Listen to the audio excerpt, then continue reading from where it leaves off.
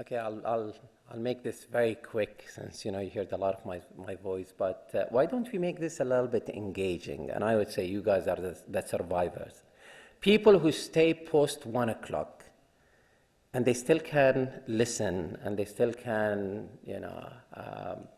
be at a place like this. I would say you are warriors. So because of that, why don't we make this a little bit more engaging and interactive? Yeah. How many of you created content or produced content today?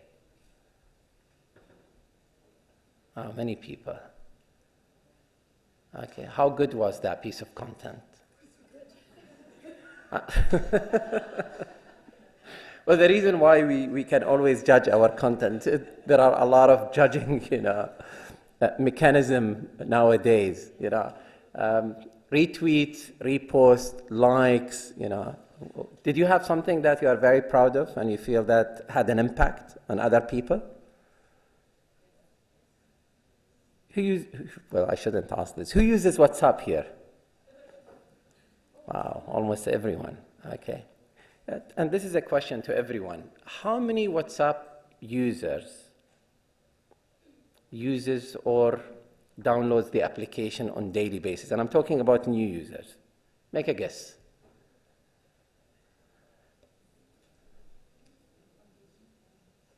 Just give me a number. 1 million. This is on daily basis. How many total number of WhatsApp users we have in the world? 1 billion. It's exactly 1 billion. Now, this is a question probably I'm sure a lot of people would not guess this right. What is the most country that uses, based on their population and penetration, uses WhatsApp in the world? No. No. Africa, where in Africa? No, it is Africa, but where in Africa? It is South Africa. South Africa, okay. Well, basically just a few questions I wanted to start the session with. Very quickly, I'm not gonna take you through this entire presentation. It's basically about content. And let me just, I'm sure everyone recognizes, the person here, the founder of Microsoft. And this was a statement at that time did not make much sense. And he meant it when he said everything is about content, but he didn't know that content is going to become everything. So when we come and we say, did he mean king or, content is king or Kong or King Kong? Now this exactly what happens in 60 seconds on the internet. And I'm sure you can relate almost to 90% of everything that sits here, right? Okay, let me take you through the next slide. Now, quality versus quantity, Ms. Nashwa said it here, a lot of noise are out there, but at the end of the day, how much of that noise or content matters? Something Google applied recently, they started rewarding authority and shareability. Why they are doing this? It's a process of filtration. They don't want you to suffer when basically you search for content. But that exactly tells us now there are a lot of different softwares and devices and applications are coming to filter our content. So it's not about just any content that would survive there. Okay, let me see. Now the difference between traditional and digital, again, for someone who's been hosting shows and doing programs would easily figure this out. We used to do the traditional through mediums. There's TV, newspaper, radio station. Digital, you don't need a medium. You produce a content, you distribute the content immediately, so that engagement happens immediately through your channel. Okay. Let's look at it when we go to the cinema, and this is exactly what's happening today. Where is the focus? The focus is on the story, right? It doesn't matter. I mean, we don't look at it. No one asks what sort of projectors are they using. Is it more of a digital? Is it analog, etc.? It's the story. It is the movie. So everything is moving towards the storytelling as well. Okay, I'm not sure if my presentation is heavy. This is, again, another example. We have a lot of platforms, but then These platforms are obsolete without content. But then this takes us to our next slide. Okay. Who's the ultimate King Kong of content?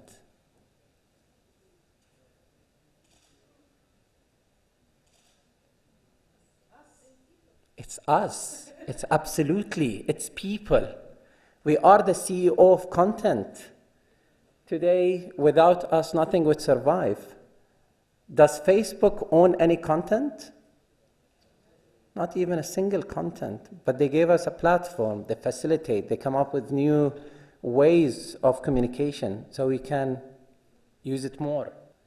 So what are we doing? And this is exactly what's happening with TV stations and radio stations. So now who are the programmers? We are the programmers. What happens? We create content. We start thinking about content. A lot of us start writing. A lot of kids today, they have the power of creating programs that probably in the past, a programming head on a TV station would be someone who would come and he's the main focus and nothing would get into the grid unless he says, okay, and yes, let's go with that content. What are we doing as well? Scheduling. This, I'm sure these are all terminologies which right now being transformed into our digital life. We do schedule, we do decide. When is the last time probably you followed a TV promo? And I'm not talking about sport here, sport's something different. Comes and says, your favorite show is coming from 6 to 7, stay home. That would happen then. Would you really stay home? Or are you going to tell them, you know what, go to hell, keep it in your library and I'll decide when I want to watch it. You don't dictate anymore. So you dictate. No one dictates. Keep everything in the library. And I'm the king of decision. And you know what? I have that skip button if you put an ad there. I'm not going to watch it. So it's definitely, we are owning now the power of making that decision. And everyone, probably a lot of advertisers today, they are thinking innovatively how they can engage you and how they can change. And the 7 seconds in YouTube has become more of a please. I want it to be inspiring enough so you don't skip the ad. And what else are we doing here? Okay, I'm not going to click twice just to make sure. Okay, marketing. This is again what you do when you are on TV, radio, newspaper. You market your content. So this is exactly what we're doing, whether you do it organically or through paid. And then, of course, distribution. So this is exactly the cycle we lived on the traditional media. Now is basically coming in the hands of almost everyone. And then, of course, we advertise as well. Now, critique, it used to be in the past, let's take it to a research company, let them come back to us with, meeting people, 700 to 800 people face to face, and we don't know if that's accurate or not. But today, people are out there to judge it easily. Okay, let's look at this and show you. This slide will show you how fast the transformation is taking place. This survey took place just to see how people are consuming news on different platforms. Just see what the situation used to be like 2 years ago and how it transformed very fast in just 2 years.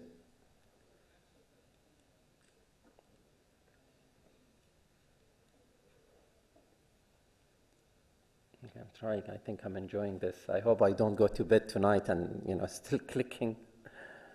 Okay. Okay. Visual is the new definition of, and I'm sure you all agree, everything is moving towards visual now.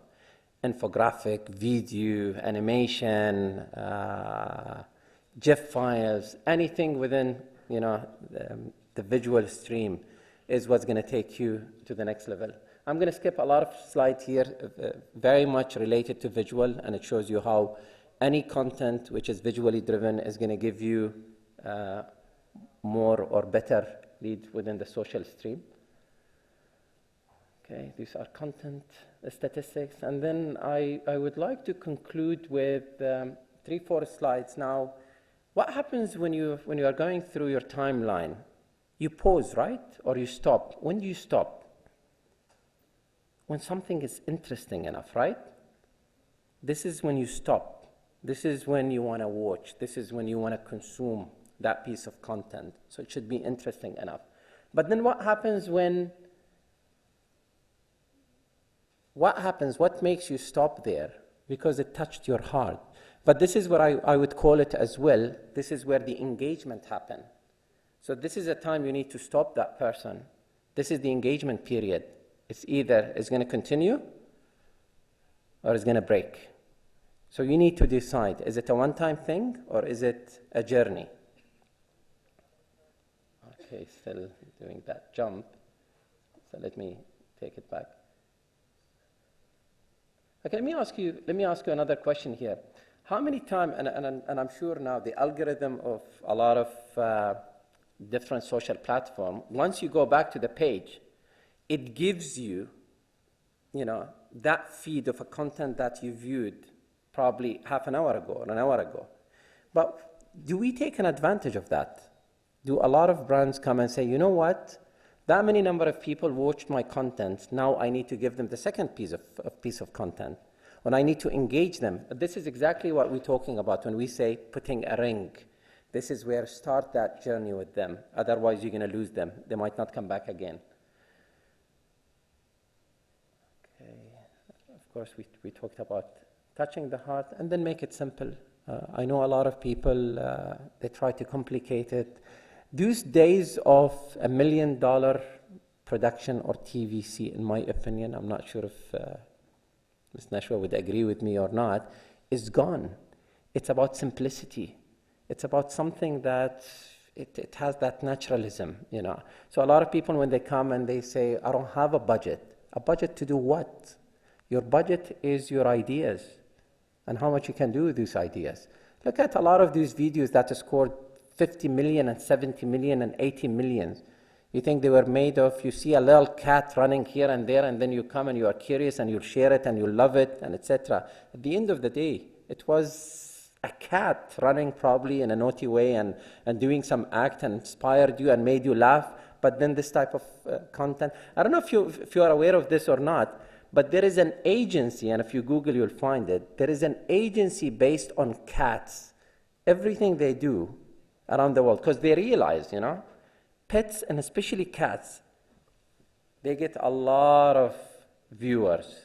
So they said, why don't we have cats linked to every brand? But please don't go finding a cat somewhere in the street and try to do something with it, because it might not work. Content that pulls and it does not push away.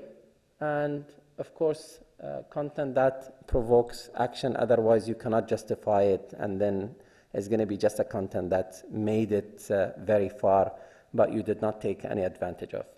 And probably this takes us to the end of my presentation. Thank you so much for listening. Thank you.